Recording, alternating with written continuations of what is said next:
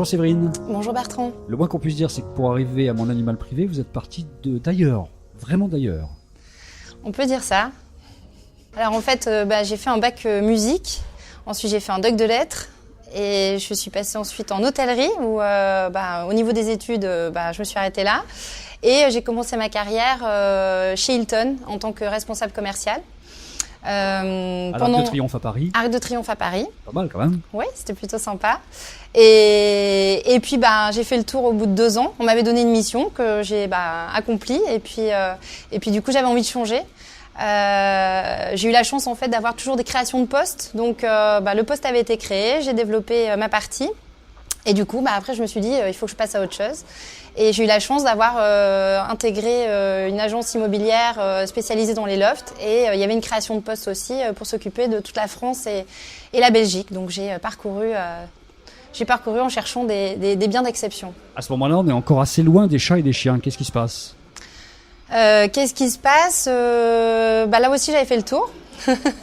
Et du coup, j'ai eu toujours cette volonté j'ai eu cette chance donc de pouvoir être très autonome dans les différents jobs que j'ai eus. Et depuis très jeune, j'ai voulu avoir un restaurant. Ça s'est pas fait. Je suis passée par d'autres étapes. Et puis là, je me suis dit, c'est le moment. C'est le moment pour moi de me lancer. Et voilà comment est né mon animal privé. Il est né d'une rencontre aussi. C'est-à-dire que vous avez trouvé à un moment précis celle avec laquelle vous aviez envie de créer une boîte. Tout à fait. J'ai eu la chance de rencontrer, je crois beaucoup au hasard des choses et je crois aux rencontres. Et Elodie a été ce bel hasard et cette belle rencontre. Et de toute façon, j'aurais jamais fait cette aventure sans elle.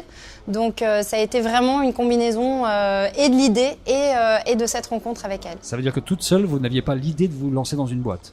Si. Mais celle-ci, je n'aurais jamais pu la réaliser sans elle. Donc vous avez quand même l'idée que vous alliez être entrepreneur un jour ou l'autre. J'ai toujours eu cette volonté, encore une fois, de faire les choses parce que je suis très autonome et j'ai beaucoup de mal avec l'autorité. Donc du coup, forcément, il n'y a pas beaucoup de choix. Et du coup, de se lancer dans un business, c'était quelque chose que j'avais envie de faire depuis jeune. Sur un de vos réseaux sociaux, vous avez écrit « Les gens qui ont du succès agissent, ceux qui aimeraient en avoir réfléchissent ». C'est le moteur de votre vie professionnelle, ça ? Exactement. Alors, bien sûr que ça passe toujours par une phase de réflexion, on ne s'est pas lancé comme ça. Mais si on réfléchit trop, on fait rien. Moi, mes parents étaient tous les deux profs de lettres, donc je suis dans un milieu de fonctionnaires, donc j'ai pas du tout eu cette fibre enseignée de l'entrepreneuriat. Donc je l'ai eu toute seule et du coup oui, il faut pas trop réfléchir non plus parce que sinon si on pense qu'on va plus avoir de vie pendant un certain temps, que financièrement ça va être compliqué aussi pendant un certain temps. Si on réfléchit à tout ça, on se lance pas et on fait rien. Et moi, c'est pas ma façon de faire. Comment réagit votre famille lorsque vous avez dit ça y est, je veux me lancer cette fois-ci ? Oh mince.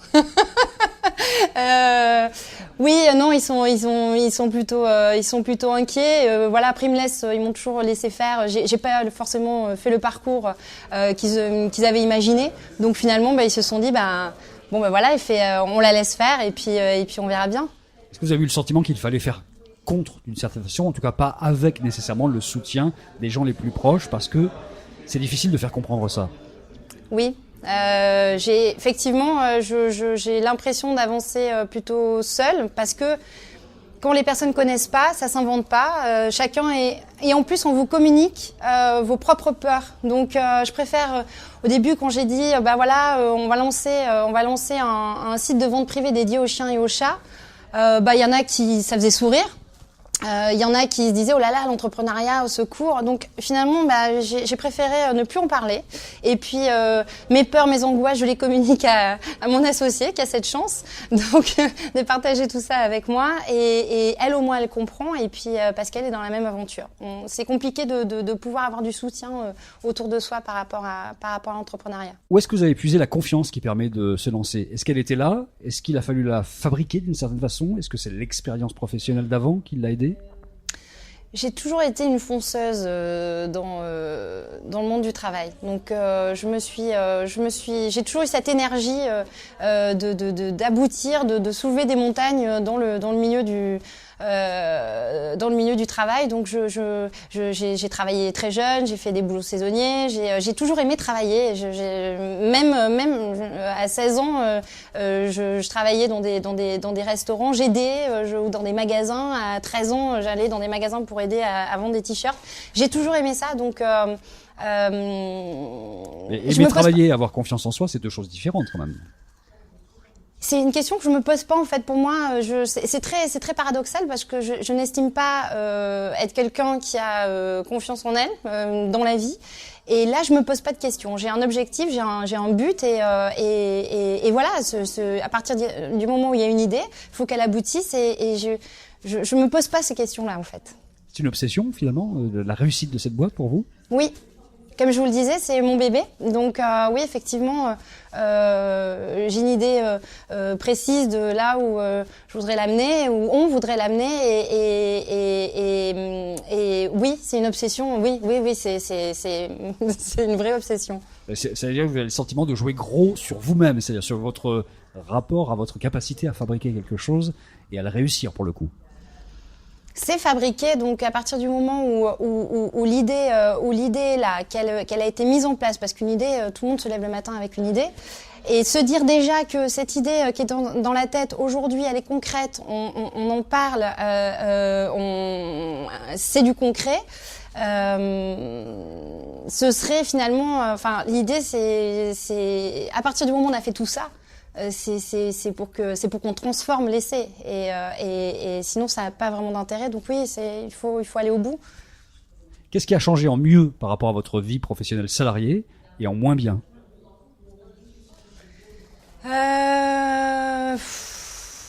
Mais je travaillais dans l'immobilier avant, donc j'ai jamais eu la sécurité d'un salaire qui tombait tous les mois. Donc j'ai toujours été en fait j'aime l'insécurité. La sécurité m'angoisse, de savoir combien je vais gagner à tel âge et à combien je vais finir, quel poste je vais avoir, et tout ça, ça m'angoisse. Donc je préfère ne pas savoir, et ça me rassure. Donc c'est totalement paradoxal parce que on vit en totale insécurité, puisqu'on ne sait jamais ce que va devenir une boîte. Mais en tout cas, ça me rassure. Quel est le moteur essentiel, on va dire? Est-ce que c'est de réussir pour montrer aux autres qu'on a fait, pour montrer à soi-même qu'on a fait, pour gagner plein d'argent un jour, je ne sais pas, pour avoir du pouvoir, ou pour autre chose?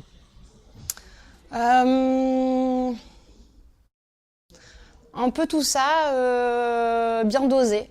C'est-à-dire que moi, j'aime me faire plaisir, j'aime les voyages et j'aime me dire que je peux être confortable financièrement et que finalement c'est le but aussi du travail. La reconnaissance des autres, c'est toujours aussi bien, mais c'est surtout une fierté personnelle. Donc une fierté de encore une fois que je partage avec mon associé, parce que c'est pas quelque chose